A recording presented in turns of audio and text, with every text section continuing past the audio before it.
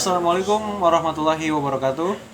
Biografi merupakan suatu karya sastra yang berisikan riwayat seorang tokoh yang dianggap istimewa oleh sebagian masyarakat. Biografi tersendiri memiliki tujuan yaitu untuk menyampaikan keistimewaan atau suatu hal yang dimiliki oleh tokoh tersebut sehingga kita dapat mempelajarinya melalui tokoh tersebut. Dan pada kesempatan kali ini saya ingin menceritakan atau membawakan kisah pengusaha kondang yang berasal dari Lampung, yaitu Bob Sadino, melalui bukunya yang berjudul Inspirasi dan Motivasi Bob Sadino yang ditulis oleh Irma Elmira. Sebelum masuk ke inti dari video ini, izinkanlah saya untuk memperkenalkan diri saya. Nama saya Ilham Rizky Ramadan, saya dari kelas 12 MM1 absen 14. Oke, marilah kita masuk ke inti pembahasan dari buku yang akan saya review. Pada video kali ini saya akan membagi video ini menjadi 3 segmen, yang diantaranya Bob Sadino dan keluarga, yang kedua ada Bob Sadino dan bisnis, yang ketiga ada Bob Sadino dan motivasi. Dan ada satu poin tambahan yang akan saya sampaikan, yaitu kesimpulan nanti akan ada di akhir video. Oke, marilah kita masuk kepada segmen 1, yaitu Bob Sadino dan keluarga. Bambang Mustari Sadino atau yang akrab kita sebut sebagai Bob Sadino merupakan pria asal Lampung yang dilahirkan pada tanggal 9 Maret 1933. Beliau memiliki seorang ayah yang bernama Sadino dan memiliki seorang ibu yang bernama Itina Suraputra.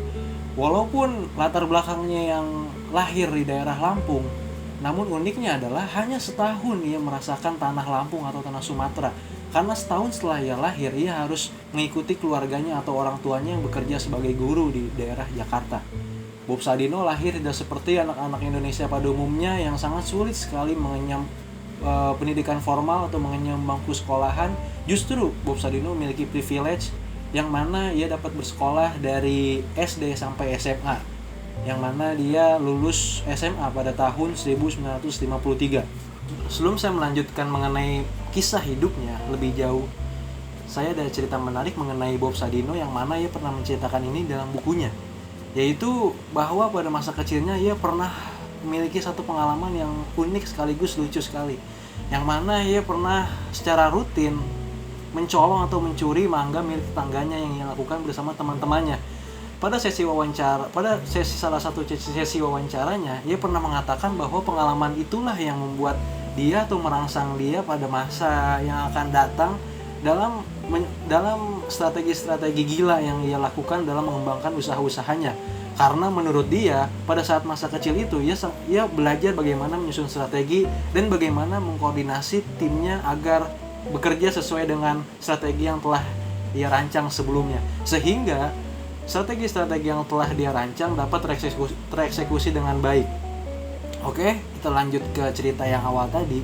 Setelah Bob Sadino lulus dari SMA-nya, ia tidak langsung kuliah, melainkan ia bekerja di salah satu perusahaan terbesar di Indonesia, salah satu perusahaan besar di Indonesia, namun tidak bertahan lama karena pada akhirnya ia tergiur oleh teman-temannya yang banyak sekali untuk melanjutkan ke bangku kuliah. Lalu ia memutuskan untuk masuk ke Fakultas Hukum Universitas Indonesia, dan uniknya lagi di situ ia tidak bertahan lama karena ia berpikir bahwa pendidikan di Indonesia tidaklah bagus untuk dirinya, karena menurut dia pendidikan formal yang ada di Indonesia pada saat itu sangat tidak menguntungkan dirinya karena siswa dianggap harus mengikuti prosedur yang ada dan terlalu dikekang dengan teori-teori yang sudah lama menurutnya, dan siswa tidak diperbolehkan untuk mengeksplorasi hal-hal baru atau hal-hal yang ia sukai sebelumnya. Setelah keluar dari kuliahnya kira-kira pada tahun 1955, ia memutuskan untuk merantau ke negeri orang, yaitu Belanda. Dan pada saat di Belanda ia bekerja di salah satu perusahaan yang bernama Jakarta Leyland. Ya, kurang lebih penulisannya seperti di bawah ini. Perusahaan itu bergerak di bidang ekspedisi dan kontainer antar negara, yang mana perusahaan ini mengharuskan Bob untuk berpindah-pindah tempat dalam waktu yang singkat. Ia sangat menyukai pekerjaannya yang saat ini karena selain dari pekerjaannya yang selalu mengharuskan dia berpindah-pindah tempat dalam waktu yang sangat singkat, di sisi lain Bob menemukan hal-hal yang baru yang dapat dia pelajari, dan juga mendapatkan relasi-relasi yang ia temukan selama ia bekerja. Dan tak terasa bahwa ia bekerja di Belanda tersebut selama 9 tahun. Dan pada saat itu ada hal yang menarik, Bob menemukan cinta sejatinya, yaitu wanita yang menemani hidupnya, jatuh bangunnya pada usaha-usahanya yang akan datang. Wanita ini bernama Sulami Sujud, ia ini termasuk orang Indonesia juga yang bekerja di perusahaan yang sama. Bob menikahinya saat ia masih di Belanda, lalu mereka memutuskan untuk mencoba peruntungannya di Indonesia. Bob memutuskan untuk pulang kampung setelah 9 tahun ia merantau di negeri orang. Lalu dengan tekad yang bulat, Bob dan istrinya memutuskan untuk pulang kembali ke Indonesia. Yang pada saat itu Bob memiliki 2 mobil Mercedes tahun 60-an, yang mana satu mobil diantaranya ia jual, yang nantinya biayanya ini dia pergunakan untuk membeli rumah di daerah Kemang. Lalu satu mobilnya lagi akan digunakan seperti apa? Marilah kita masuk ke segmen 2. Oke, pada segmen ini saya akan menceritakan bisnis apa aja sih yang dijalankan oleh Bob Sadino dan apa aja lika-likunya dalam menjalankan bisnis tersebut. Sambil melanjutkan cerita yang tadi. Oke, yang pertama itu adalah taksi Mercedes. Mungkin ini terdengar sangat menarik dan mengejutkan karena mobil yang dimiliki Bob Sadino yang satu-satunya itu disulap oleh dia menjadi sumber pencahariannya yang baru, yang mana sumber pencaharian ini berasal dari jasa yang bernama taksi. Dan ini merupakan jalan awal yang menurut ia pas untuk ia jalankan selama di Indonesia. Namun peruntungannya yang pertama tidaklah beruntung sepenuhnya, karena tidak bertahan lama usahanya yang bernama taksi Mercedes ini, ia malah tertimpa musibah, yaitu mobilnya kecelakaan dan mengalami rusak yang sangat parah. Hal tersebut yang membuat Bob sangat depresi karena masalah tersebut tidak pernah ia bayangkan atau tidak pernah ia pikirkan sebelumnya. Sehingga dengan posisi itulah yang membuat dia sangat terpukul, sehingga pada saat itu ia tidak memiliki tabungan dan pemasukan sama sekali. Dan satu-satunya jalan adalah ia menjadi seorang kuli bangunan yang setidaknya dapat digunakan untuk makan sehari-hari. Lalu selanjutnya adalah yang kedua, bisnis daging ayam dan telur ayam. Setelah kejadian yang mengenaskan tadi dan menyedihkan tadi, banyak sahabat-sahabat dari Bob Sadino yang prihatin dengan keadaannya. Hingga pada suatu hari, seorang sahabat yang bernama Sri Mulyono mengirimkan 50 ekor ayam untuk diolah menjadi ladang pencahariannya yang baru. 50 ayam ini merupakan ayam negeri yang dikirimkan langsung dari Belanda. Jelas ini membuat pertanyaan baru, apakah ayam negeri dapat eksis di Indonesia, yang mana di Indonesia masyarakat sekitarnya sangat menggandrungi oleh ayam kampung. Dan setelah itu Bob Sadino mencoba peruntungannya dengan cara menjual telur ayam negeri ini dari pintu ke pintu. Dan setelah itu banyak sekali respon, mulai dari respon negatif dan juga respon positif dari masyarakat sekitar. Lalu setelah melalui hal tersebut, Bob Sadino berinisiatif untuk menjual daging ayamnya tersebut sehingga dapat mendapatkan untung yang lebih banyak. Perusahaan yang ketiga yang merupakan ini adalah titik balik dari kegagalan yang telah dialami sebelumnya, yaitu perusahaan ini bernama Chemchicks, yang mana setelah ia mencoba peruntungannya dari telur dan daging ayam, Bob Sadino semakin percaya diri dan mulai mencoba mempelajari hal-hal baru, yaitu tentang sayuran dan buah-buahan, namun dengan sistem yang lebih baru, yaitu sistem hidroponik. Sekedar informasi, hidroponik adalah satu sistem atau teknologi yang mana kita dapat menanam tanaman atau mengembangkan suatu budidaya tanaman tanpa menggunakan tanah, yaitu dengan cara menggunakan air dan cairan mineral yang dibutuhkan oleh tanaman pada umumnya. Yang pada akhirnya pada tahun 1970 Bob membangun suatu perusahaan yang produksi bukan cuma telur dan daging ayam saja, namun diekspansi dengan beberapa produk lain seperti sayuran dan sejenisnya. Namun seiring berjalannya waktu, Bob menyadari bahwa kebutuhan pelanggan dari waktu ke waktu semakin beragam, yang pada akhirnya pelanggan membutuhkan yang namanya olahan daging sapi, terutama sosis. Sosis ini sangat dibutuhkan oleh masyarakat atau kalangan-kalangan yang berasal dari asing, yang berasal dari Belanda juga gitu. Lalu ini sangat berkaitan pada bisnis selanjutnya, yaitu camp food. Seiring berjalannya waktu, permintaan daging semakin banyak, bukan sekedar dari masyarakat asing, namun juga masyarakat lokal juga ikut menggandrungi yang namanya sosis ini. Jadi, Bob Sadino memiliki inisiatif untuk membangun satu perusahaan lagi yang diperuntukkan untuk memfokuskan untuk produk yang berupa olahan daging ini. Dengan tujuan untuk dapat melayani pasar yang lebih besar dengan teknologi dan sumber daya produksi yang lebih mumpuni. Dan juga Bob meningkatkan manajemen perusahaannya seperti struktur organisasi, kualitas produknya, dan juga penambahan jenis produk. Hal ini dilakukan karena menurut Bob ini adalah momen yang sangat pas dan terbukti produk yang ditawarkan Camp Food bukan hanya sekedar olahan daging saja, namun juga mayones dan Thousand Island.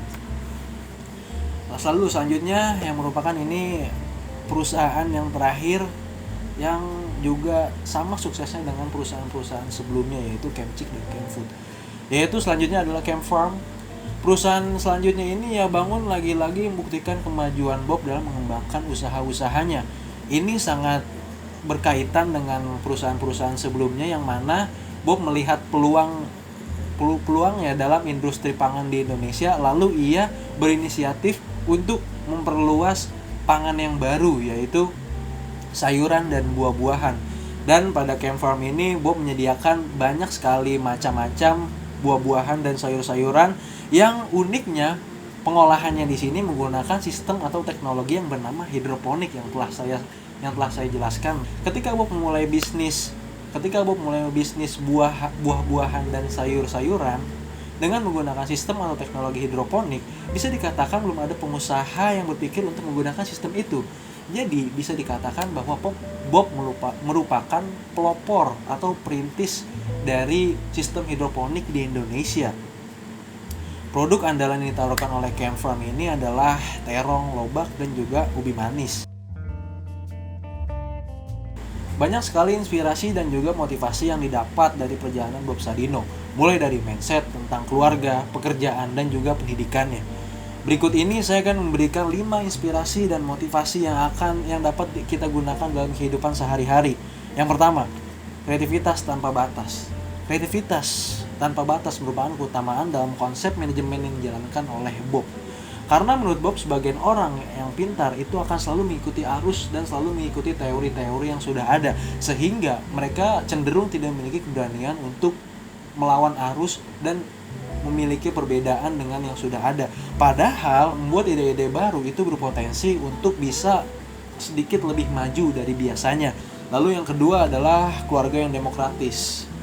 Inspirasi dan motivasi yang saya dapat selanjutnya berkaitan dengan pedoman hidup Bob mengenai keluarganya, yang mana menurut saya konsep ini sangat unik, yang mana Bob memberikan kebebasan secara penuh kepada seluruh anak-anaknya untuk menentukan jalan hidup mereka masing-masing.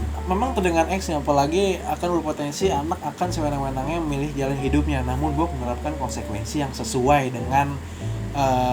dengan prinsipnya tadi, yaitu adalah tanggung jawab. Ini merupakan hal yang sangat sesuai yang diberikan Bob pada anak-anaknya, yang mana anak-anaknya boleh bebas menentukan jalan hidupnya, tapi dengan satu syarat, yaitu tanggung jawab untuk setiap langkah yang udah diambil oleh anak-anaknya. Lalu selanjutnya adalah jangan dicari tapi ciptakan. Inspirasi berikutnya adalah suatu hal yang berkaitan dengan pekerjaan ataupun bisnis. Karena di sini secara tidak langsung Bob menyuruh kita untuk membuat suatu inovasi, untuk kreatif, sama seperti tadi yang di poin nomor 1.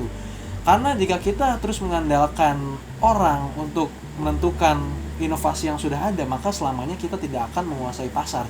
Selamanya kita tidak akan bisa berada di paling depan, dan peluang untuk kita sukses itu akan lebih kecil. Dan selanjutnya adalah manajemen karyawan, yaitu manajemennya. Oke, inspirasi selanjutnya kembali lagi kepada bagaimana ya manajemenkan organisasi yang ada pada bisnis dan perusahaannya. Berikut adalah beberapa contoh manajemen yang dilakukannya yang menurut saya ini termasuk ekstrim, yaitu yang pertama adalah Bob tidak pernah membuka lowongan pekerjaan. Yang kedua adalah tidak peduli dengan latar belakang pendidikan karyawannya. Dan yang terakhir adalah jabatan diambil melalui musyawarah mufakat. Yang jujur, jika saya menjelaskan ketiganya ini akan memakan waktu yang sangat lama. Untuk itu jika anda ingin mengetahui lebih banyak mengenai ketiganya ini, saya sarankan untuk membaca buku ini. Oke, kembali lagi ke topik yang tadi. Namun tak dapat disangka bahwa manajemen yang ia lakukan membuahkan hasil yang sangat bagus dan menghasilkan kemajuan pada setiap usaha yang ia jalankan. Lalu yang terakhir adalah yang sangat saya ambil, yang sangat saya suka, yaitu filosofi dari seekor ayam. Ini merupakan inspirasi dan motivasi yang sangat penting bagi saya, karena ini terkait dengan pedoman hidup yang ia dapat ketika ia melihara 50 ekor ayam. Ia berpikir bahwa ayam saja yang memiliki keterbatasan, yang hanya dapat makan melalui mulutnya saja, tidak memiliki kedua tangan, itu dapat bertahan hidup, dapat berkembang biak, dan dapat menafkahi keluarganya. Masa iya kita yang memiliki banyak sekali kesempurnaan dalam diri kita, lalu lantas menyerah begitu saja, lalu dengan enaknya mengeluh, dan sampailah kita pada tahap terakhir, yaitu kesimpulan. Dari awal sampai akhir, buku ini sangat menginspirasi dan mengajarkan saya banyak hal, mulai dari masalah pedoman hidup hingga cara survive dari masalah yang dihadapi. Yang uniknya bagi saya adalah bagaimana Bob memberikan suatu kemampuan yang sangat penting untuk kita, yaitu adalah keberanian. Karena tanpa keberanian kita tidak akan bisa melewati atau menyelesaikan masalah yang kita punya. Karena ketika kita dihadapkan oleh suatu masalah, kita hanya dihadapkan oleh dua pilihan. Yang pertama, kita melewati masalah itu dengan badan kita sendiri, atau yang kedua adalah kita menunggu dan berharap orang lain akan menolong kita dalam masalah kita sendiri. Dan bagi Bob Sadino, suatu masalah tidak akan selesai jika kita tidak melewatinya sendiri. Dan satu hal penting yang terakhir kali yang saya pelajari dari Bob adalah berani untuk mencoba secara terus-menerus. Karena kita tidak pernah tahu kesuksesan itu datangnya kapan kepada diri kita. Oke, mungkin itu saja yang dapat saya sampaikan mengenai buku saya pada kesempatan kali ini, yaitu tentang biografi seorang pengusaha kondang asal Lampung, yaitu Bob Sadino. Kurang lebihnya mohon maaf. Assalamualaikum warahmatullahi wabarakatuh.